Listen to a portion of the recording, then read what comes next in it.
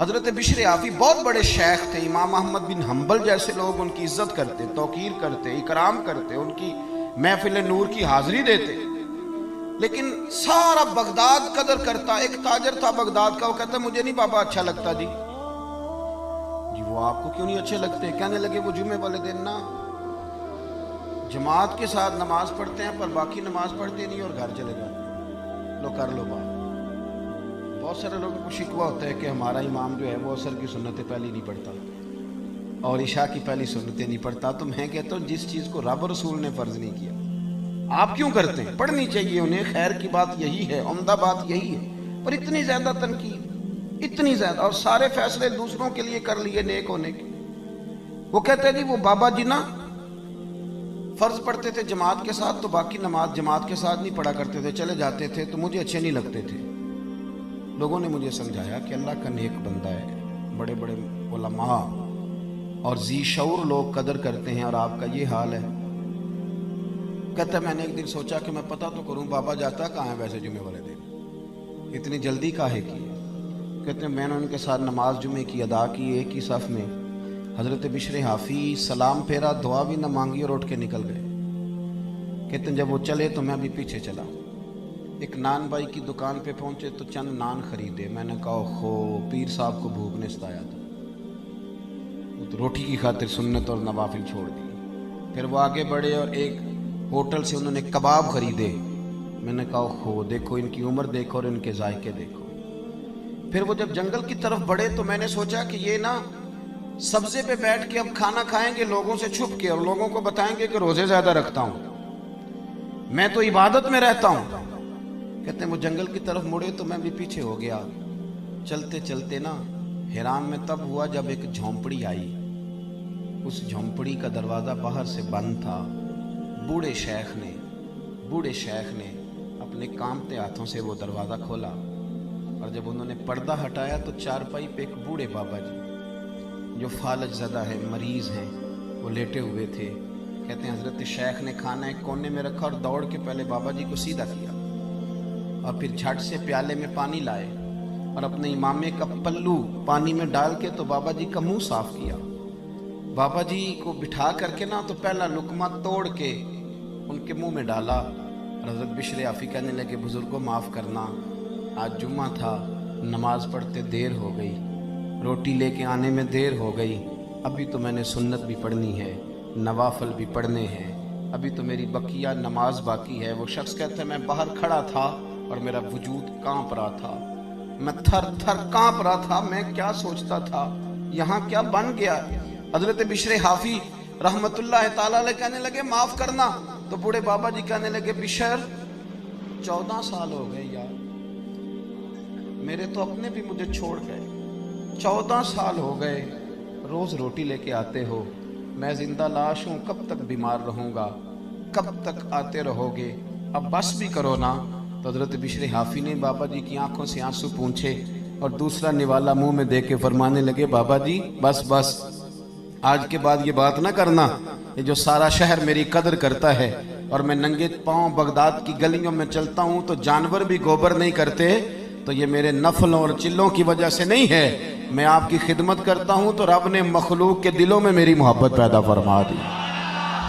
بات کو سمجھے میرے بھائی، وہ کہتے ہیں میں جس کو ان کی غلطی سمجھتا تھا نا وہ ان کی سب سے بڑی خوبی نکل آئی۔ اور میاں کچھ تو مجبوریاں رہی ہوں گی، یوں ہی کوئی بے وفا نہیں ہوتا، کچھ تو مجبوریاں رہی ہوں گی، یوں ہی کوئی ہم نے تو ہر شخص کے بارے میں، آپ یقین کریں ہر شخص کے بارے میں جس کی بھی بات چھیڑے نا، جس کی بھی لوگ کوئی نہ کوئی کہانی سنا دیتے ہیں، کہتے ہیں آپ کو نہیں پتا میں بتاتا ہوں، بھئی بس کریں۔ نبی پاک صلی اللہ علیہ وسلم نے فرمایا لوگوں کی جاسوسی نہ کرو ورنہ تم انہیں خراب کر دو گے، اچھا گمان پیدا کریں زندگی میں، اچھی سوچوں کو فروغ دیں، اور اگر کوئی کسی کے بارے میں بات کرنے لگے تو اسے تھوڑی دیر کے لیے روکیں، اس لیے کہ حضور صلی اللہ علیہ وسلم نے فرمایا اگر تم نے کسی کو اس جگہ رسوا کیا جہاں اس کی عزت کی جا رہی تھی تو تمہیں بھی رب اس جگہ رسوا کر دے گا جہاں تمہاری عزت کی جاتی ہے۔ تو پہلی بات یہ کہ اچھا سوچیں، ہمیشہ اچھا گمان کریں، اچھا لب و لہجہ اختیار کریں۔ اور میں مذہبی تنظیموں کے کارکنوں سے اکثر گزارش کرتا رہتا ہوں خدا را دوسرے کو بھی ماننا سیکھیں، دوسرے کو بھی برداشت کرنا سیکھیں۔ اگر آپ یہ کہہ دیں گے کہ میں ٹھیک ہوں اور میری جماعت کا لیڈر ٹھیک ہے اور باقی سارے غلط ہیں، تو اللہ کے رسول صلی اللہ علیہ وسلم نے تو فرمایا میری امت کبھی گمراہی پہ جمع ہی نہیں ہوگی۔ تو آپ نے اتنے لوگ گمراہ کر دیے، نے سوچا ہی نہیں۔ تھوڑا برداشت، تھوڑا اپنے اندر حوصلہ، تھوڑا اچھا پن، تھوڑی اچھی سوچیں۔ دوسری بات جس اخلاق کی آج بڑی زیادہ ضرورت ہے، بڑی زیادہ، وہ یہ ہے کہ خودداری اور عزت نفس پیدا کریں۔ ہمارے ہاں نا مفت خوروں کی لائنیں لمبی ہوتی جا رہی ہیں، فارغ بیٹھنے والوں کا مزاج بڑھتا چلا جا رہا ہے، دوسروں کے پیسوں پہ کاروبار کرنا ہے، دوسروں کے پیسوں پہ زندہ رہنا ہے، یہ مزاج بنتا جا رہا ہے۔ چندہ لینے والی جماعتیں اتنی زیادہ ہو گئیں، ٹیمیں اتنی زیادہ ہو گئیں کہ بہت سارے لوگ اب ویسے ہی اس بات سے نالاں ہیں، وہ ہر لینے والے کو اداکار اور فنکار سمجھتے ہیں۔ ملت کے جوان فارغ گھومتے ہیں، ہر وقت سوچتے ہیں کہ اگر میرا برطانیہ والا ماموں مہربان ہو جائے تو پھر میرا کام بڑھ جائے گا، اگر امریکہ والی پھپھو کبھی راضی ہو جائے نا پھر میں سہارے ڈھونڈتے ہیں۔ قرآن مجید نے اصحاب صفا کی تعریف کی، یہ کہا کہ وہ بڑے غریب لوگ تھے، لیکن فرمایا لا یسألون الناس الحافا، وہ کبھی بھی لپٹ لپٹ کر سوال نہیں کرتے، اپنی خودداری کو بچا کے رکھتے، بچا کے۔ حضرت حکیم بن حزام رضی اللہ تعالیٰ عنہ فرماتے ہیں میں نبی پاک صلی اللہ علیہ وسلم کی خدمت میں حاضر تھا اور ہم 8-9 صحابہ حاضر تھے۔ حضور نے فرمایا میرے ہاتھ پہ بیعت کرو۔ یا رسول اللہ صلی اللہ علیہ وسلم ہم تو بیعت کر چکے۔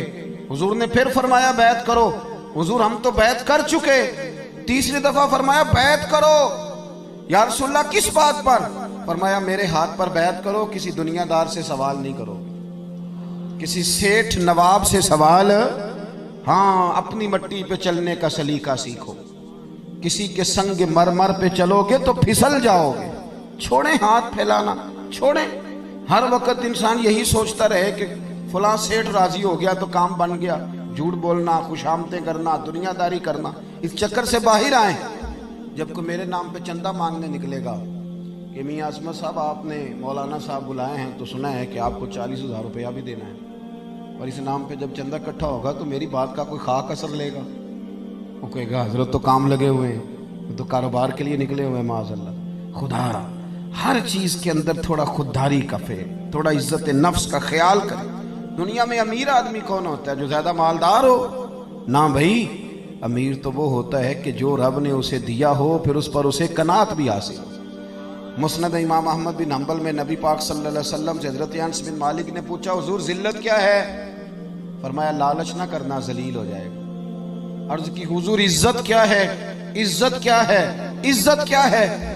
اللہ کے رسول نے فرمایا جو رب نے تجھے دیا ہے نا، جو رب نے تجھے دیا ہے اس پہ راضی ہو جا، اللہ تجھے عزت عطا فرما دے گا۔ چھوڑ دیں دوسروں کی جیبیں دیکھنا، نکل آئیں اس دوڑ سے باہر آئیں۔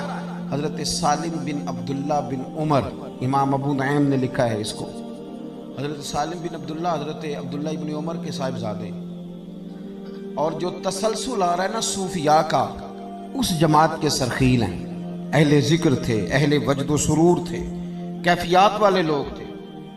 حضرت سالم بن عبداللہ رضی اللہ تعالیٰ عنہ طواف کعبہ کے لیے تشریف لے گئے حرم مکہ میں، تو طواف آپ فرما رہے تھے تو اللہ تعالیٰ اپنے نیک بندوں کی محبت لوگوں کے دلوں میں ڈال دیتا ہے۔ لوگ دور دور سے آتے، آپ کی دست بوسی کرتے، دعا کراتے۔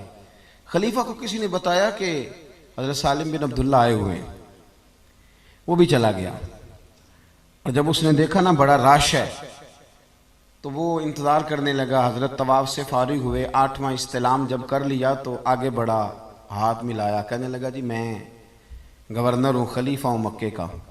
اب نے فرمایا تو میری باتوں کی سمجھ آ رہی ہے آپ حضرات کو؟ کہنے لگا جی میں یہاں کا خلیفہ ہوں تو میری یہ خواہش تھی کہ کوئی حکم ہو تو آپ بتاتے، میں پورا کرنے کو حاضر ہوں، کوئی حکم ہو تو بتائیے۔ تو حضرت سالم بن عبداللہ رضی اللہ تعالیٰ نے اس کا چہرہ دیکھا تو فرمانے لگے کس نے گورنر بنایا تجھے؟ تو بڑا بیوقوف آدمی ہے، تو بالکل تجھے خیال ہی نہیں آیا، تو کیا کہہ رہا ہے؟ وہ کہتا ہے پہلی دفعہ کسی بندے سے ملاقات ہوئی تھی، میری بھی ٹانگیں کانپنے لگی، یہ شخص کہاں سے بات کر رہا ہے؟ خودداری ایک بڑی اعلیٰ چیز کا نام ہے۔ کس نے تجھے گورنر بنایا؟ کہنے لگا حضور کیا ہوا؟ فرمانے لگے یار تو بڑا ہی بیوقوف ہے، تو کیا سمجھتا ہے مجھے کہ اللہ کے گھر میں آ کے بیت اللہ شریف کے دروازے کے سامنے کھڑے ہو کے یہاں آ کے بھی میں دنیا داروں سے سوال کروں گا، یہاں آ کے بھی میں لوگوں سے مانگوں گا؟ یہاں گردن کو جھکا دیتا ہے خیرات کا پتھر، جہاں میں مانگنے والوں کے سر کبھی اونچے نہیں ہوتے، یہاں آ کے بھی میں دنیا داروں سے مانگوں گا؟ کہتا ہے مجھے تو پسینے آنے لگے، جب میں فارغ ہو کے وہاں سے نکلا تو باہر آ گیا، میں مسجد الحرام سے باہر میں سوچ میں پڑ گیا۔ تھوڑی دیر کے بعد حضرت بھی فارغ ہو کے باہر آئے، خلیفہ پھر آگے بڑھا، کہنے لگا حضور مہربانی کریں، اب تو خانہ کعبہ سامنے نہیں نا، ابھی کوئی حکم کر دیں۔ آپ فرمانے لگے چل ٹھیک ہے، تو نہیں باز آتا تو بتا تجھ سے دین مانگوں کہ دنیا مانگوں؟ کہنے لگا حضور میرے پاس تو دنیا ہی ہے، دین تو آپ کے پاس ہے۔ تو آپ فرمانے لگے جا پھر اپنا کام کر، دنیا تو میں نے اس سے کبھی نہیں مانگی جس نے دنیا بنائی ہے، میں تو اس سے بھی اس کا فضل ہی مانگتا ہوں، تو وہ مجھے کون سا رستہ دکھا رہا ہے؟ میں نے اس سے نہیں کبھی دنیا داری کا سوال کیا، دنیا کا مال، تو کون سا رستہ خودداری اختیار کر؟ پتہ ہے لوگ ہمیں خرید کیوں لیتے ہیں، الیکشن میں بولیاں کیوں لگتی ہیں؟ اس لیے کہ کہیں نہ کہیں ہمارا کوئی ریٹ ہوتا ہے، کہیں نہ کہیں ہم الجھ جاتے ہیں، کہیں نہ کہیں ہم خرابی کرتے ہیں، پھر ہمارے ریٹ لگنے لگتے ہیں، پھر لوگ سمجھتے ہیں کہ کسی نہ کسی مقام پہ جا کے کسی نہ کسی شخص کو ہم نے قائل کر ہی لینا۔ دوستو بالخصوص نوجوانوں یاد رکھنا، جو لوگ محنت کے ساتھ آگے جاتے ہیں انہیں کم گرایا جاتا ہے۔